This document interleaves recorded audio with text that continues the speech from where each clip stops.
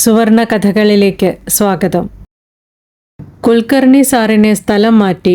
പുതിയ സാറിനെക്കുറിച്ച് ഇതുവരെ ഒരു വിവരവുമില്ല. ഞങ്ങളുടെ പഠനം പാതി വഴിയിൽ നിന്നുപോയിരുന്നു. പഠിപ്പിക്കാൻ സാർ ഞങ്ങളുടെ വീട്ടിലേക്ക് വരികയായിരുന്നു പതിവ്. പട്ടേലിൻ്റെ മക്കളായിരുന്നതിനാൽ ഞങ്ങൾക്ക് പ്രത്യേക ശ്രദ്ധ ലഭിച്ചിരുന്നു. മറ്റു കുട്ടികളുമായി താരതമ്യപ്പെടുത്തുമ്പോൾ ഞങ്ങൾക്ക് അന്തസ്സും അഭിമാനവും കൂടുതലായിരുന്നു. കുൽക്കർണി സാർ വീട്ടിൽ വരുമ്പോൾ ആദ്യം ഞങ്ങളുടെ അച്ഛനെ അഭിവാദ്യം ചെയ്യുമായിരുന്നു.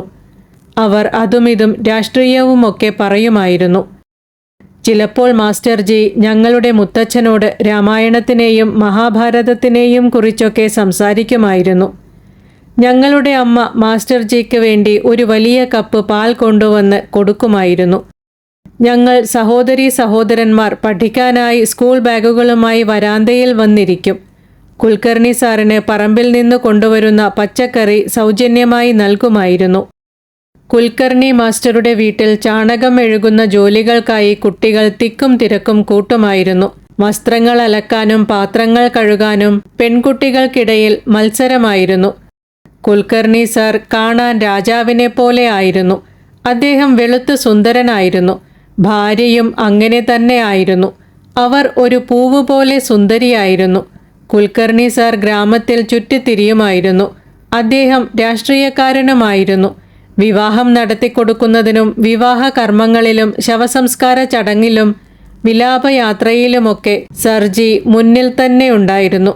അദ്ദേഹം റോഡിലിറങ്ങുമ്പോൾ ആളുകൾ അദ്ദേഹത്തിൻ്റെ കാൽ തൊട്ട് വന്ദിക്കുമായിരുന്നു. കാരണം കുൽക്കർണി മാസ്റ്റർജി വരുന്നതിനു മുൻപ് ഞങ്ങളുടെ ഗ്രാമത്തിൽ ഒരു ബ്രാഹ്മണനുണ്ടായിരുന്നില്ല. ഞങ്ങളുടെ ഗ്രാമത്തെക്കുറിച്ച് പറഞ്ഞിരുന്നത് ബ്രാഹ്മണനില്ലാത്ത ഗ്രാമത്തിൽ കലഹവും കലാപവുമില്ല എന്നാണ്. മാസ്റ്റർജി വന്നു, കലഹത്തിൻ്റെ വിത്ത് വിതച്ചു. ഗ്രാമത്തിൽ 2 വിഭാഗങ്ങൾ രൂപപ്പെട്ടു. അതായിരുന്നു കുൽക്കർണി മാസ്റ്ററുടെ മാസ്മരികത. മാസ്റ്റർജി ഒരു സമർത്ഥനായ കബഡി കളിക്കാരൻ കൂടിയായിരുന്നു. ഞങ്ങളുടെ ഗ്രാമത്തിലെ സ്കൂൾ മസ്ജിദിലായിരുന്നു നടത്തിയിരുന്നത്. മുഹറം സമയത്ത് സ്കൂളിൽ അവധിയുണ്ടായിരുന്നു. പട്ടേലുമാർ ആയതിനാൽ ഗ്രാമത്തിലെ എല്ലാ കാര്യങ്ങളിലും ഞങ്ങൾക്ക് പ്രഥമ പരിഗണന ലഭിച്ചിരുന്നു. ഗൈബിയുടെ ഉറൂസോ, പീറിൻ്റെ മേളയോ, മുഹറമോ, മഹാറിൻ്റെ ലക്ഷ്മി മേളയോ, ദസറയോ എന്തുമാകട്ടെ, എല്ലാ ആഘോഷങ്ങളിലും ആദ്യം ആരാധിക്കാനുള്ള ബഹുമതി ഞങ്ങൾക്ക് ലഭിച്ചു. ഇത്തരം ഉത്സവങ്ങളിൽ പട്ടേലിൻ്റെ കുട്ടികൾ എന്ന നിലയ്ക്ക് വളരെ ആഡംബരത്തോടും അന്തസ്സോടും കൂടി ഞങ്ങൾ ചുറ്റി നടക്കാറുണ്ടായിരുന്നു. ഞങ്ങൾ രാജകീയ വസ്ത്രങ്ങൾ ധരിക്കാറുണ്ടായിരുന്നു. തലയിൽ ഒരു ബ്രൊക്കേഡ് തൊപ്പിയുമുണ്ടാവും. സാധാരണ കുട്ടികളിൽ നിന്ന് വളരെ വ്യത്യസ്തമായിരുന്നു ഞങ്ങളുടെ രൂപം. ഈ വർഷം മുഹറം ഉത്സവം വന്നു. പഞ്ച അലങ്കരിച്ചു. സ്കൂൾ അടച്ചു. പക്ഷേ കുൽക്കർണി മാസ്റ്റർജി പ്രശ്നമുണ്ടാക്കി. സ്കൂളിന് അവധി നൽകാൻ അദ്ദേഹം തയ്യാറായില്ല. ഇതൊരു സ്കൂളാണ്, ഇവിടെ അവധിയുണ്ടാകില്ല. ഇതായിരുന്നു കുൽക്കർണി മാസ്റ്ററുടെ അവകാശവാദം. ഇത് ഒരു പള്ളിയാണെന്ന് മുസ്ലിങ്ങളും അവകാശപ്പെട്ടു. എല്ലാ വർഷവും ഇവിടെ പഞ്ച സ്ഥാപിക്കാറുണ്ട്. ഞങ്ങൾ തീർച്ചയായും പഞ്ച സ്ഥാപിക്കും. കുൽക്കർണി മാസ്റ്റർജി തൻ്റെ കബഡി കളിക്കാരായ സുഹൃത്തുക്കളെ ഇതിനോടകം കാര്യം പറഞ്ഞ് പഠിപ്പിച്ചിരുന്നു. മുഹറം സമയത്ത് ഒരു വഴക്ക് പൊട്ടിപ്പുറപ്പെട്ടു. ഇത് സ്കൂളോ അതോ പള്ളിയോ? തർക്കം വർദ്ധിച്ചുകൊണ്ടിരുന്നു. നിയന്ത്രണം വിട്ടു പോകാൻ തുടങ്ങി. രാത്രിയിൽ 10 പേരുടെ തലയ്ക്ക് പരിക്കേറ്റു. ദിവസവും ജോലിക്ക് പോകുന്ന ആളുകൾ അതിരാവിലെ എഴുന്നേറ്റ് കാലൻ കുടകളുമെടുത്ത് കോടതിയിലേക്ക് പോകാൻ തുടങ്ങി. അതാണ് കുൽക്കർണി മാസ്റ്ററുടെ കഴിവ്. ഒടുവിൽ അദ്ദേഹത്തെ സ്ഥലം മാറ്റി സർജി പോയി. പക്ഷേ അദ്ദേഹം വിതച്ച വിത്തുകളുടെ അനന്തരഫലങ്ങൾ ഗ്രാമവാസികൾ ഇപ്പോഴും അനുഭവിക്കുന്നു. ഇനി കുൽക്കർണി മാസ്റ്ററിന് പകരം ഒരു പുതിയ മാസ്റ്റർ വരും. അദ്ദേഹം എങ്ങനെയായിരിക്കുമെന്ന് ആർക്കും അറിയില്ല. ഉച്ചഭക്ഷണം കഴിഞ്ഞു. അമ്മ സ്കൂൾ ബാഗുകൾ ഞങ്ങൾക്ക് തന്നു. മുത്തച്ഛൻ ചുമച്ചുകൊണ്ട് ഞങ്ങളോട് പഠിക്കാൻ നിർദ്ദേശിച്ചു. നിങ്ങൾക്കറിയാവുന്നത്ര പഠിക്കൂ, അല്ലെങ്കിൽ പുതിയ ടീച്ചർ വരുമ്പോഴേക്കും നിങ്ങളെല്ലാം മറന്നുപോകും. ഞങ്ങൾ സ്ലേറ്റിൽ തത്ത, താറാവ്, കുടം, ബക്കറ്റ്, മരം എന്നിവയുടെ ചിത്രങ്ങൾ വരയ്ക്കാൻ തുടങ്ങി. മൂത്ത സഹോദരി സോണി മുത്തച്ഛൻ്റെ ഒരു തടിയൻ ചിത്രം വരച്ച് എന്നെ കാണിച്ചുകൊണ്ടിരുന്നു. കോണ്ട്യ മഹാർ ഇന്നലെ വന്നില്ല, ഇന്ന് വന്നു എന്ന് തോന്നുന്നു. അദ്ദേഹം കുമ്പിട്ട് ജോഹാർ വന്ദനം എന്ന് പറഞ്ഞു. വരാന്തയിൽ വരെ അത് കേട്ടു. മുത്തച്ഛന് കോണ്ട്യയോട് ദേഷ്യമായിരുന്നു. കോണ്ട്യ ഞങ്ങളുടെ വീട്ടിലെ മഹാറായിരുന്നു. അയാൾ ഇന്നലെ വന്നില്ല. അതിനാൽ എല്ലാ ജോലികളും ബാക്കിയായിരുന്നു. മറ്റ് മഹാറുകളെ അപേക്ഷിച്ച് കോണ്ട്യ സത്യസന്ധനായിരുന്നു. ഞങ്ങളുടെ വീട്ടിൽ സത്യസന്ധരായ 2 ജീവികൾ മാത്രമേ ഉണ്ടായിരുന്നുള്ളൂ. ഒന്ന് ഞങ്ങളുടെ നായയും മറ്റേത് കോണ്ട്യ മഹാറും. കഴിക്കുന്ന ഭക്ഷണത്തോട് അവർ കൂറ് പുലർത്തിയിരുന്നു. ഞങ്ങൾ കോണ്ട്യയേക്കാൾ കൂടുതൽ നായയെ ലാളിച്ചിരുന്നു. നായയ്ക്ക് വീടിനകത്തും ചുറ്റിക്കറങ്ങാൻ അനുവാദമുണ്ടായിരുന്നു. പക്ഷേ കോണ്ട്യയ്ക്ക് പടികൾ വരെ മാത്രമേ വരാൻ അനുവാദമുണ്ടായിരുന്നുള്ളൂ. ഞങ്ങൾ നായയെ കെട്ടിപ്പിടിച്ച് അതിനൊപ്പം കളിക്കുമായിരുന്നു. ഞങ്ങൾ നായയുമായി സൗഹൃദത്തിലായിരുന്നു. പക്ഷേ ഞങ്ങളെ എപ്പോഴും കോണ്ട്യയിൽ നിന്ന് അകറ്റി നിർത്തിയിരുന്നു. ഒരിക്കൽ കളിച്ചുകൊണ്ടിരിക്കുമ്പോൾ എൻ്റെ ശരീരം കോണ്ട്യയുടെ ശരീരത്തിന് സ്പർശിച്ചു. ആ ദിവസം കുളിച്ചതിനു ശേഷമാണ് എനിക്ക് ഭക്ഷണം കഴിക്കാൻ സാധിച്ചത്. അന്ന് മുത്തച്ഛൻ കോണ്ട്യയെ കുറെ ശകാരിച്ചു. വീട്ടിൽ കൊച്ചു കുട്ടികളുണ്ട്, അവർക്കൊന്നും അറിയില്ല. പക്ഷേ നീ അവരോട് കാര്യങ്ങൾ വിശദീകരിച്ചു കൊടുക്കണമായിരുന്നു. നീ ശരീരം ശ്രദ്ധയോടെ കൈകാര്യം ചെയ്യണം. നിനക്ക് വീഴ്ച സംഭവിക്കരുത്. അത് നിന്റെ ജോലിയാണ്. അന്നു മുതൽ ഞാൻ കോണ്ട്യ മഹാറിനോട് പറയാൻ തുടങ്ങി, പോകൂ, എന്നെ തുടരുത്. യഥാർത്ഥത്തിൽ കോണ്ട്യ മുത്തച്ഛൻ്റെ പ്രായമുള്ള ആളായിരുന്നു, ഒരു വൃദ്ധൻ. പക്ഷേ ഞങ്ങൾ എല്ലാവരും അയാളെ കോണ്ട്യ എന്നാണ് വിളിച്ചിരുന്നത്. ഞങ്ങൾ അയാളെ ചീത്ത വിളിക്കാറുണ്ടായിരുന്നു. അയാൾ ഉറക്കെ ചിരിക്കും. അയാൾ എന്നെ ഛോട്ടാ പട്ടേൽ എന്നാണ് വിളിക്കുക. അയാളുടെയും നായയുടെയും സ്വഭാവത്തിൽ എനിക്ക് ഒരേ നിസ്സഹായത കാണാൻ കഴിഞ്ഞു. കോണ്ട്യയുടെ നിറം, മുഖഭാവം, കീറിയ വസ്ത്രങ്ങൾ എന്നിവ കണ്ടപ്പോൾ അയാൾ മറ്റേതോ ഗ്രാമത്തിൽ നിന്നുള്ള ആളാണെന്ന് തോന്നി. നമ്മുടെ ഗ്രാമത്തിൽ നിന്നുള്ള ആളല്ല. അയാളുടെ ഭാഷ, സ്വഭാവം, പെരുമാറ്റം ഒന്നും തന്നെ നമ്മുടെ ഗ്രാമത്തിൽ നിന്നുള്ള ആളുകളുടെ പോലെയല്ല. അയാൾ ഏത് സംസ്ഥാനക്കാരനാണ്?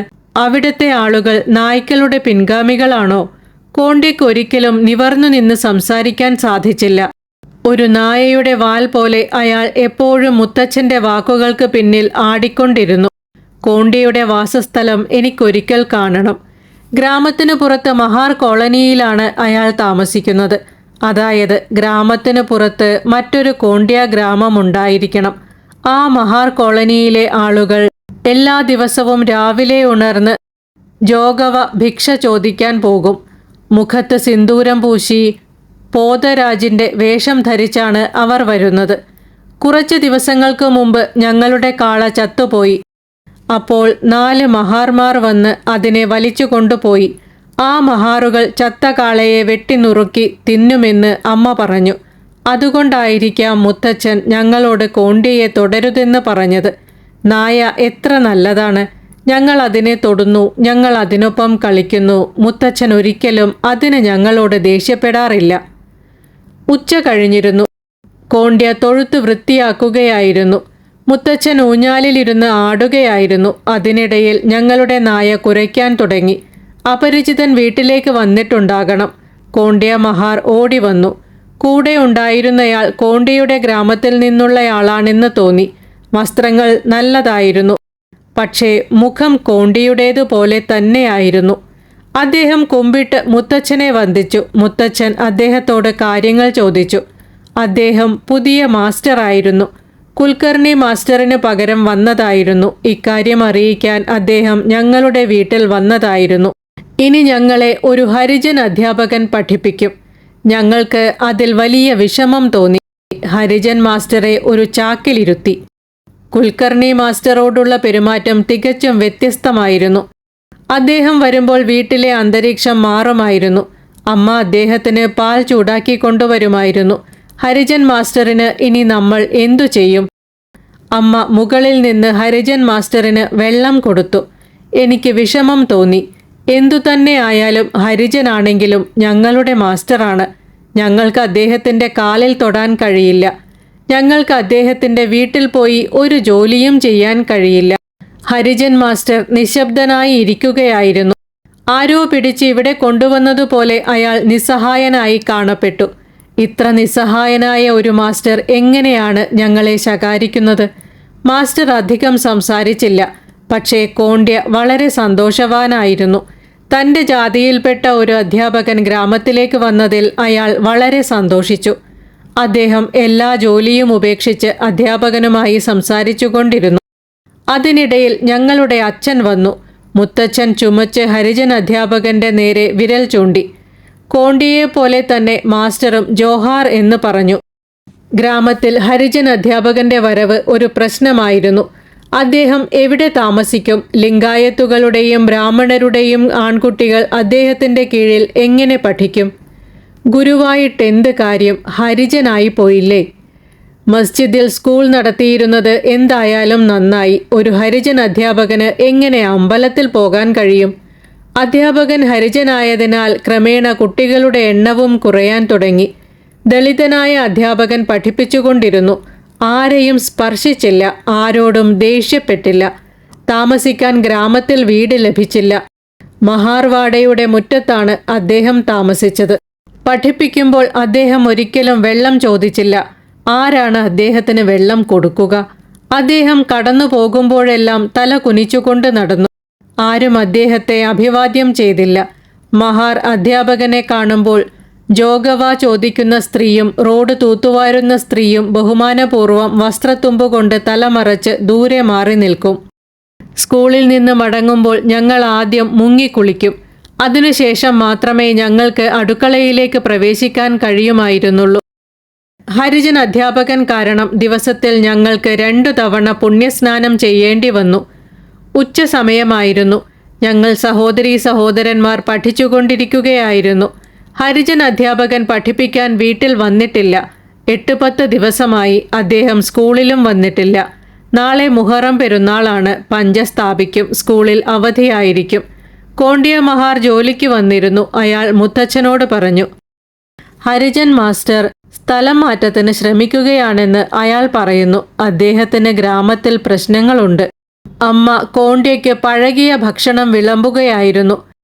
വിളമ്പുന്നതിനിടയിൽ അമ്മ പറഞ്ഞു, പാവം ഹരിജൻ മാസ്റ്റർ. കോണ്ട്യ വായ തുറന്ന് ചിരിച്ചു. അപ്പോൾ അയാൾ ഹരിജൻ മാസ്റ്ററെ പോലെ ഉണ്ടായിരുന്നു. ഹരിജൻ മാസ്റ്ററെ സ്ഥലം മാറ്റും, പിന്നെ മറ്റൊരു മാസ്റ്റർ വരും. അമ്മ ചോദിച്ചു, എന്താ കോണ്ട്യ, ഇനി ഏത് ജാതിയിലെ മാസ്റ്ററാണ് വരിക? ആർക്കറിയാം. ഇത്രയും പറഞ്ഞുകൊണ്ട് കോണ്ട്യ എഴുന്നേറ്റു. വിളമ്പിയ എച്ചിലെടുത്ത് അയാൾ നടന്നു. ഹരിജൻ മാസ്റ്റർ നന്നായി പഠിപ്പിച്ചിരുന്നു. അദ്ദേഹത്തിൻ്റെ പഠിപ്പിക്കലും ജാതിയും ആർക്കും മറക്കാൻ കഴിയില്ലായിരുന്നു. ഞാൻ തിരഞ്ഞെടുക്കുന്ന കഥകളും എൻ്റെ വായനയും നിങ്ങൾക്ക് ഇഷ്ടമാകുന്നുവെങ്കിൽ തീർച്ചയായും ഈ ചാനൽ സബ്സ്ക്രൈബ് ചെയ്യുമല്ലോ.